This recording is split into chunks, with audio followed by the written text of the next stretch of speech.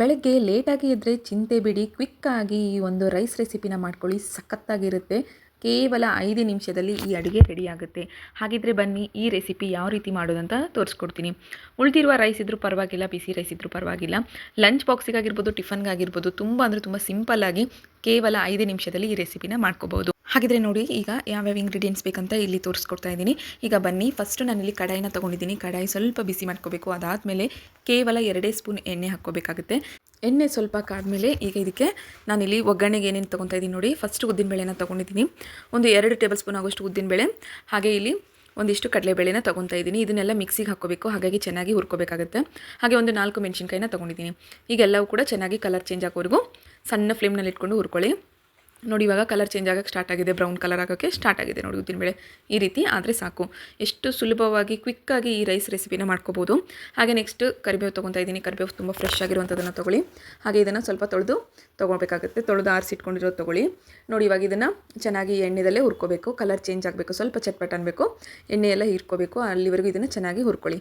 ಈಗ ಇದು ರೆಡಿ ಆಗಿದೆ. ಈಗಿನ ಒಂದು 5 ನಿಮಿಷ ಆರೋಕ್ಕೆ ಬಿಡಬೇಕಾಗುತ್ತೆ. ನೋಡಿ, ಈಗ ಒಂದು 5 ನಿಮಿಷ ಆರೋಕ್ಕೆ ಬಿಟ್ಟರೆ ಸಾಕು.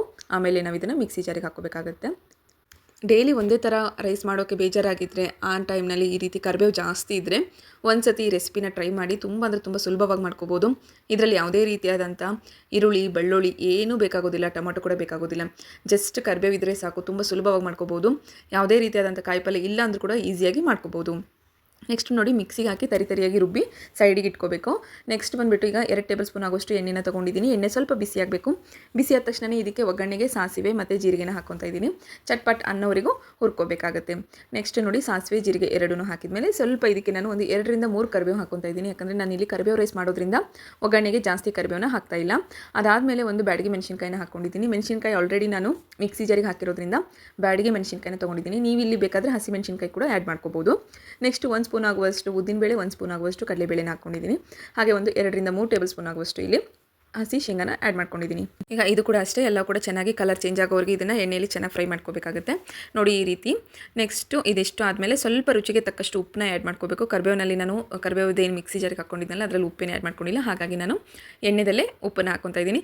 ಈಗ ನಾವು ರುಬ್ಬಿಟ್ಕೊಂಡಿರುವಂಥ ಮಸಾಲೆ ಏನಿದೆ ನೋಡಿ, ಕರಿಬೇವು ಪುಡಿ ಏನಿದೆ ನೋಡಿ, ಅದನ್ನೀಗ ಎಣ್ಣೆಯಲ್ಲಿ ಒಂದು 2 ಸೆಕೆಂಡ್ ಅಷ್ಟೇ, ಜಾಸ್ತಿ ಬೇಕಾಗೋದಿಲ್ಲ, ಒಂದು 2 ಸೆಕೆಂಡ್ ಇದನ್ನು ಫ್ರೈ ಮಾಡ್ಕೋಬೇಕಾಗುತ್ತೆ. ಜಸ್ಟ್ ಒಂದು 2 ಸೆಕೆಂಡ್ ಆಯ್ತಂದರೆ ಮುಗಿದು ಹೋಯಿತು. ತುಂಬ ಸುಲಭವಾಗಿ ಮಾಡ್ಕೋಬೋದು ಸ್ನೇಹಿತರೆ. ಈಗ ಉಳಿದಿರುವಂಥ ರೈಸ್ ಅಥವಾ ಮಾಡಿರುವಂಥ ರೈಸು, ಬಿಸಿ ಬಿಸಿ ರೈಸ್ ಆಗಿರ್ಬೋದು ಅಥವಾ ರಾತ್ರಿ ಉಳಿದಿರುವಂಥ ರೈಸ್ ಆಗಿರ್ಬೋದು, ಒಗ್ಗರಣೆ ಮಾಡೋಕ್ಕೆ ಬೇಜಾರಾದಾಗ ಈ ರೀತಿ ಮಾಡ್ಕೊಳ್ರಿ, ಸಖತ್ತಾಗಿರುತ್ತೆ.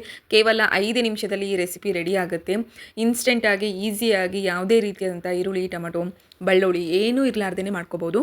ಈಗ ಒಮ್ಮೆ ಇದನ್ನು ನೀಟಾಗಿ ಕಲಿಸ್ಕೊತ ಹೋಗಿ. ಒಂದು ಸತಿ ನೀಟಾಗಿ ಕಲಿಸಿದ್ರೆ ಮುಗಿತು. ಇದರಲ್ಲಿ ನಾನು ಯಾವುದೇ ರೀತಿಯಾದಂಥ ಅರಿಶಿನ ಆ್ಯಡ್ ಮಾಡೋಕ್ಕೋಗಿಲ್ಲ. ಈರುಳ್ಳಿ, ಬೆಳ್ಳುಳ್ಳಿ, ಟೊಮಟೊ ಮತ್ತು ಹಸಿ ಶುಂಠಿ ಏನೇನು ಆ್ಯಡ್ ಮಾಡೋಕ್ಕೋಗಿಲ್ಲ ಸ್ನೇಹಿತರೆ. ಆದರೂ ಏನು ಟೇಸ್ಟ್ ಆಗಿರುತ್ತೆ ಅಂದರೆ ಪುಳಿಯೋಗರೆ ಆಗಿರ್ಬೋದು, ಚಿತ್ರಾನ್ನ ಆಗಿರ್ಬೋದು, ಅದಕ್ಕಿಂತ ಟೇಸ್ಟ್ ಚೆನ್ನಾಗಿರುತ್ತೆ ಇದು. ಒಂದು ಸತಿ ನೀವು ಡೆಫಿನೆಟ್ಲಿ ಟ್ರೈ ಮಾಡಬೇಕು. ಈ ಕರಿಬೇವು ರೈಸು ತುಂಬ ಸಖತ್ತಾಗಿ ಬಂದಿದೆ ನೋಡಿ. ಇವಾಗ ರೆಡಿಯಾಗಿರುವಂಥ ಕರಿಬೇವು ರೈಸ್ನ ಬೌಲಿಗೆ ಹಾಕ್ಕೊಳ್ಳೋಣಂತೆ, ಸರ್ವ್ ಮಾಡ್ಕೊಳ್ಳೋಣ. ಬಿಸಿ ಬಿಸಿ ಕರಿಬೇವು ರೈಸ್ ರೆಡಿಯಾಗಿದೆ. ಇನ್ಸ್ಟೆಂಟಾಗಿ, ಈಸಿಯಾಗಿ, ಸೂಪರಾಗಿ, ಸಿಂಪಲಾಗಿ, ತುಂಬ ಈಸಿಯಾಗಿ ಮಾಡ್ಕೊಳ್ಳುವಂಥ ಕರಿಬೇವು ರೈಸ್ ಈಗ ರೆಡಿಯಾಗಿದೆ. ಇದನ್ನು ನೀವು ಒಂದು ಸತಿ ಮಾಡಿಬಿಟ್ಟು ನನಗೆ ಕಮೆಂಟ್ ಮಾಡಿ ಯಾವ ರೀತಿಯಾಗಿದೆ ಅಂತ ಹೇಳೋದನ್ನು ಮಾತ್ರ ಮರಿಬೇಡಿ. ಈ ವಿಡಿಯೋ ನೋಡಿದ್ದಕ್ಕೆ ಧನ್ಯವಾದಗಳು. ಹಾಗೆ ಯಾರೆಲ್ಲ ಎಲ್ಲಿಂದ ನೋಡ್ತಾ ಇದ್ದೀರಾ ಅನ್ನೋದು ಕೂಡ ಕಮೆಂಟ್ ಮಾಡಿ. ಈ ವಿಡಿಯೋ ನಿಮಗೆ ಇಷ್ಟ ಆದರೆ ನಿಮ್ಮ ಫ್ಯಾಮಿಲಿ ಫ್ರೆಂಡ್ಸಿಗೆ ಕೂಡ ಶೇರ್ ಮಾಡೋದನ್ನು ಮಾತ್ರ ಮರಿಬೇಡಿ. ಹಾಗೆ ಪಕ್ಕದಲ್ಲಿರುವ ಬೆಲ್ ಐಕಾನ್ನ ಕ್ಲಿಕ್ ಮಾಡಿ, ಎಲ್ಲರಿಗಿಂತ ಮುಂಚೆ ನೋಟಿಫಿಕೇಷನ್ ನಿಮಗೆ ಸಿಗುತ್ತೆ. ನೋಡಿದ್ರಲ್ಲ, ಈ ವಿಡಿಯೋ ನಿಮಗೆ ಇಷ್ಟ ಆಗಿದೆ ಅಂತ ಅನ್ಕೊತೀನಿ. ಈ ವಿಡಿಯೋ ನೋಡಿದ್ದಕ್ಕೆ ಎಲ್ಲರಿಗೂ ಧನ್ಯವಾದಗಳು.